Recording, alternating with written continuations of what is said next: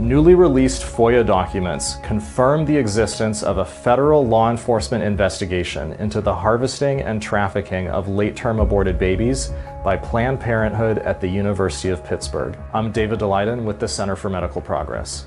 We've been reporting the past few years on the barbaric government-sponsored experiments on aborted babies that the University of Pittsburgh carries out with the indispensable help of the abortion business at Planned Parenthood.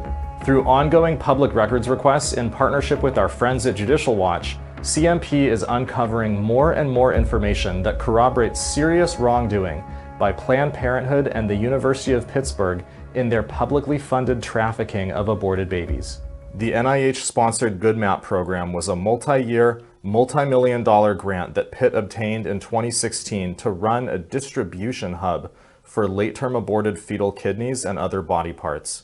Statements in Pitt's heavily redacted grant application point to babies being aborted alive for harvestable kidneys and propose to disproportionately target Black and minority mothers and infants for this live abortion harvesting. Keep in mind, Planned Parenthood officials run the abortion practice in Pitt's health system. Congress launched several oversight inquiries in response to CMP's reporting in 2021 about the grant application, and when NIH refused to provide any meaningful information, 89 members of Congress asked the Health and Human Services Office of Inspector General to investigate last year.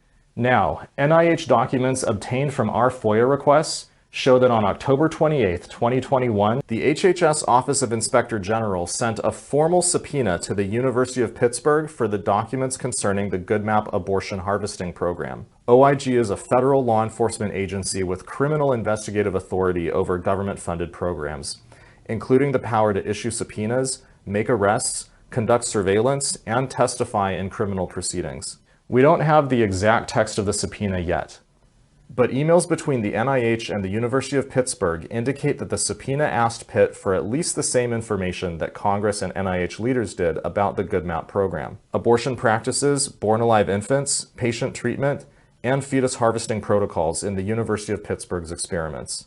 If this investigation has been conducted honestly, it's hard to overstate how serious the facts it uncovered could be.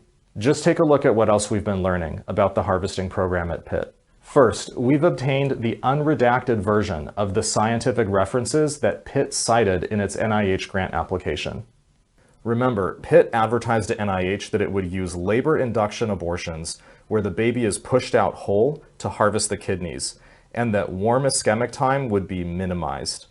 Ischemia is a term that refers to the loss of blood supply to a body part, and Pitt's grant application also stated that it would track and record this time of loss of blood flow precisely. The references for the section advertising warm ischemic time is minimized are two scientific papers, one from the American Journal of Translational Research and another from PLOS One, which both describe minimizing ischemic time by harvesting tissue samples from donors who are still alive, instead of from organs that have already been cut out of the body.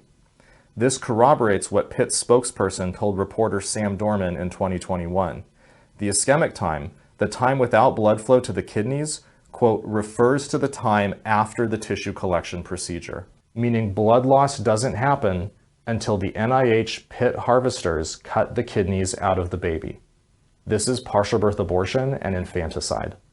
At the same time, we are continuing to fight the NIH in federal court to further unredact the harvesting documents from Pitt. In a recent order, the federal judge in the case ruled that the redactions are meant to protect Pitt's commercial interest in the fetal tissue transfers, finding, quote, such information is clearly instrumental to the university's commercial fortunes. The judge based this finding on admissions from the university itself that, quote, the anticipated number of tissue collections per year is confidential commercial information because it directly reflects the volume of business conducted by the commercial entity under the GoodMap arrangement. Collecting aborted human fetal body parts for commercial purposes is a federal crime. This is also not the first time a federal judge in Washington, D.C. has found evidence of illegal fetal tissue sales in government documents. In 2021, in a FOIA case about fetal tissue documents from Planned Parenthood contractor Advanced Bioscience Resources, the judge found there is reason to question the lawfulness of the transactions between the government and ABR. This is just a brief update. There's still more to discover about how premature infants and their mothers have been commodified by Planned Parenthood and the University of Pittsburgh's experimental abortion harvesting program. Here's what you can do to help. First, contact your federal representatives to demand further oversight of government-funded fetal experimentation and the OIG investigation. Then, demand they take action to terminate the federal government's sponsorship of the abortion industry and experiments on aborted babies. Finally, like and share this video and support CMP's ongoing investigative reporting at www.centerformedicalprogress.org.